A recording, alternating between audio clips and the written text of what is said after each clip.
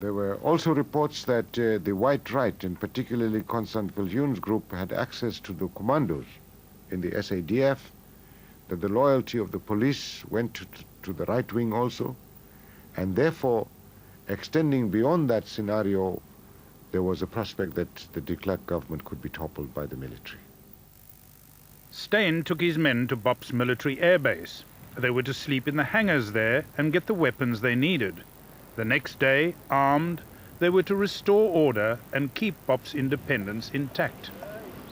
Toe ons by die Bophuthatswana lugmagbasis aanmeld, is daar vir my gesê dat ek my opdragte by die generaal moet gaan kry, dat my troepe daarna hulle wapens sou ontvang.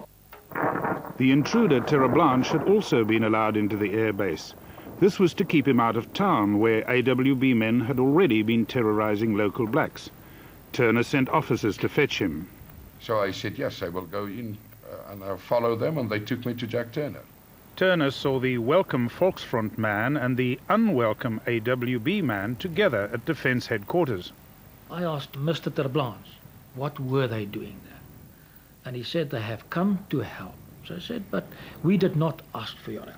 And he said, your president asked for help. Turner consulted his superiors. And then he demands that I must leave Bophuthatswana. Me, Terreblanche, must leave Bophuthatswana. Because I'm busy overheating the situation because of my presence. So I said to him, that's bloody nonsense. More looting and disorder were expected at dawn, but the argument with Terreblanche went on all night.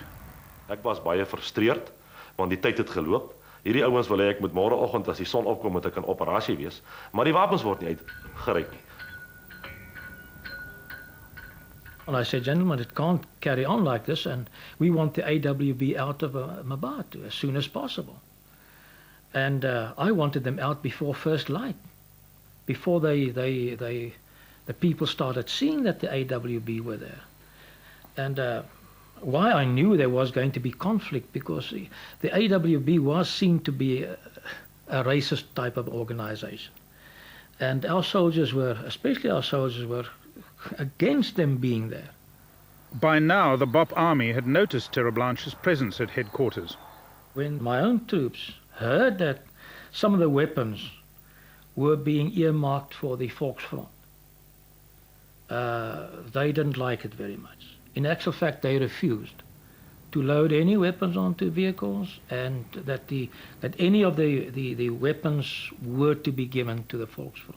Because once again, they saw the Volksfront as part of the AWB contingent. One Bop soldier explained their position. Hy het gesê daar word nie meer in die Bop weermag onderskeid gemaak tussen Volksfront en AWB nie. Elke ou wat nou daar rondloop wat nie deel van die Bop weermag is nie, word beskou as 'n lid van die AWB. When dawn showed the white right at the airbase, the Bop soldiers' anger grew. They wanted us to get rid of them as soon as possible. And they even said that they were preparing to attack those people if those people did not leave immediately. Eventually, the AWB agreed to leave.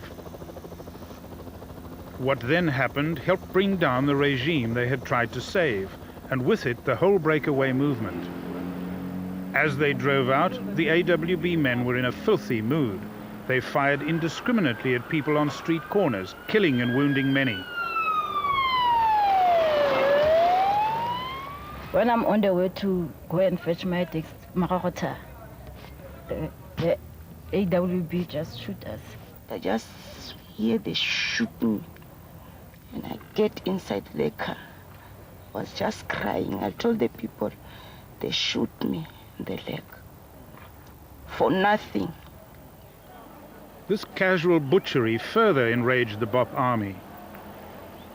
The AWB were now driving out of town in several columns. Not all of them found their road clear. In one area, a crowd formed at a roadblock manned by Bop soldiers. The crowd chanted anti-AWB slogans. One of the departing AWB columns headed towards them and opened fire to clear the road.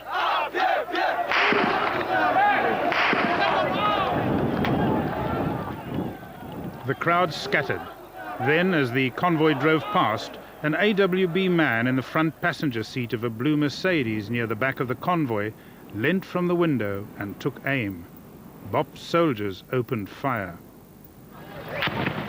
In the distance, the blue Mercedes is the target for the soldiers' pent-up anger. It is riddled with bullets. With the driver fatally wounded, 2 other injured men clambered out. Go back. Press people, please. People, get away. Can you just get us some help for him, please? He's just wounded.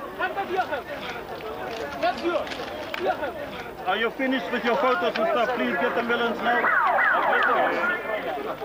We need the ambulance for this guy that's wounded. No, but you also only the journalist. Huh? So are you a member of the AWB? Yeah. You're a member of the AWB? Yeah. And there they murdered them. They just murdered them, what you saw on television. Please get me out, please. I'm bleeding. I'm already laying here for 15 minutes, up to 20 minutes. Can you please No, they've help? called an ambulance is coming. What were you doing here, sir? Suddenly, one of the BOP policemen pumped bullets into the wounded AWB men.